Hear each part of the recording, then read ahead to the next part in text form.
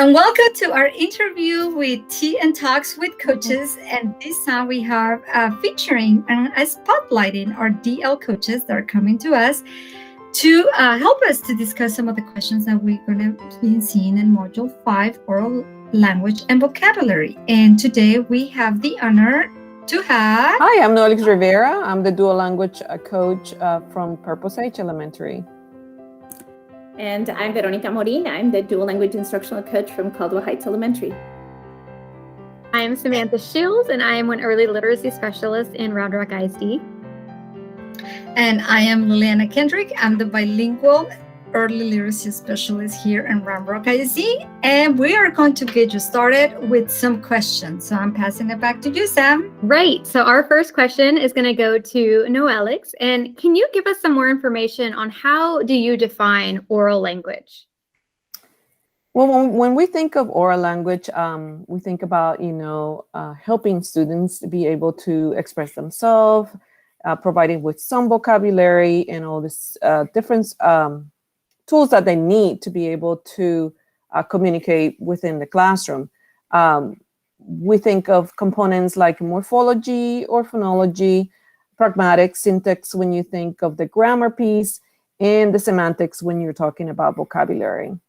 It's about having that vocabulary to say what you want to say, like the ability of structure your thoughts so they can make sense to others. So when we're as a group and we are together, working together in the classroom, we want the students to be able to have that skill. Having opportunities is very important. So the teachers have to give those opportunities for the students to express themselves about what they know, about their feelings, about ideas. This is a very critical strategy that you need to implement not only in monolingual, but also in biliteracy classrooms. Teaching oracy has to be like very intention, and it has to be organized and it has to be guided. So the teacher have to plan this ahead of time, so the students will have those opportunities within the classroom. Wow, that's some great information.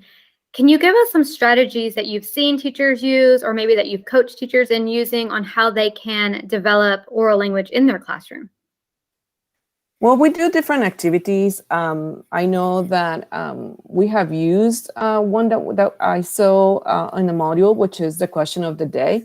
The question of the day is something that the teacher uses to connect with the students at the beginning also, where it could be about something they have learned, or it could be something that they're interested about, always thinking that it's a way to connect. So it has to be authentic. It has to be related with the students in your class. So that's one activity that we use. We also use what we call TPR, which is when we use movements and pictures that go together with content vocabulary.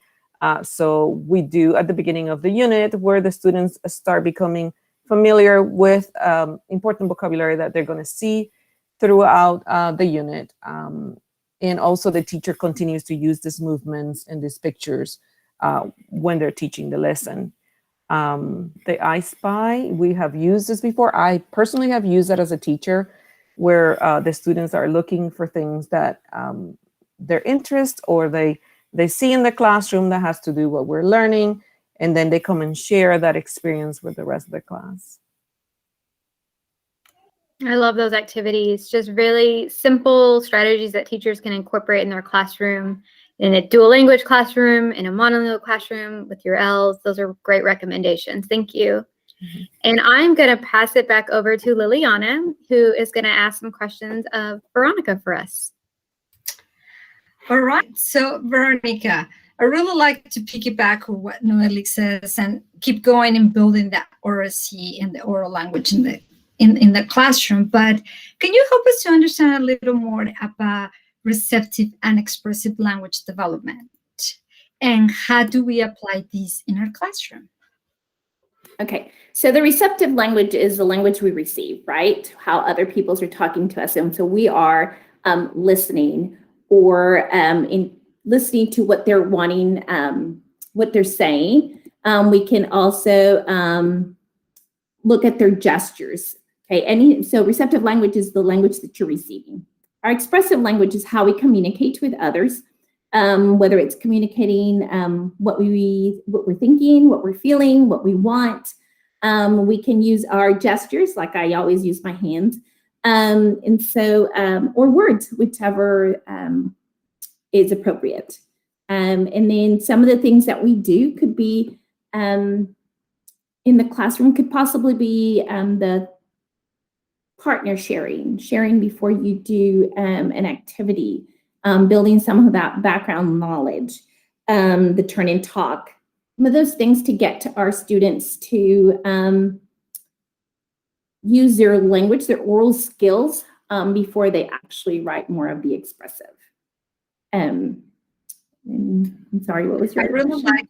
I really like those strategies because it is very important. One of the things, like you're saying, now that we're living in this virtual life of teaching, we also see those that, it's something that we have created features, right, where the students can express themselves not only in person, but like virtually. So have you thought about any, like, what are some of, strategies or things that maybe we teachers can use either virtually or in person to make it easy for teachers to plan and incorporate in their lessons?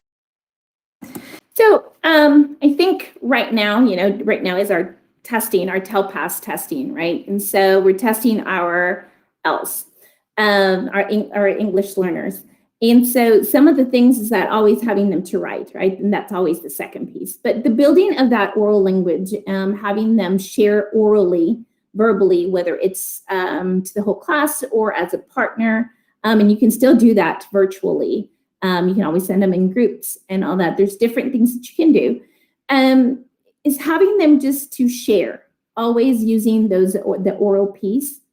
I think that's for sure, what we need to do before we're even able to read and write. So if you want those great writing pieces, you want to have those kiddos talking first, speaking to each other, and they can share with the partner. That way they get their mind going, their brain, getting their vocabulary ready, and their thoughts together before they actually put them on paper. That's awesome. Thank you so much. That brings me a lot of memories and so much very important information that we want to share to our teachers and to our coaches and all our participants that were going through this module.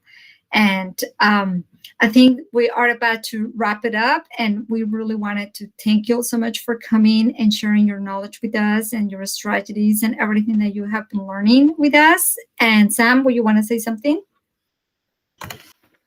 Every time I meet with dual language coaches, I always learn so much more about those pieces.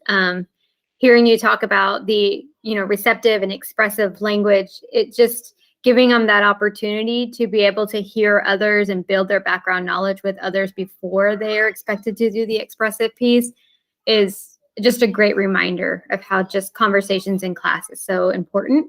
I really thank y'all for coming and taking time to meet with us. And a lot of teachers in the district are going to benefit from just hearing your thoughts and ideas. And so we really appreciate it. Thank you, ladies. Thank you.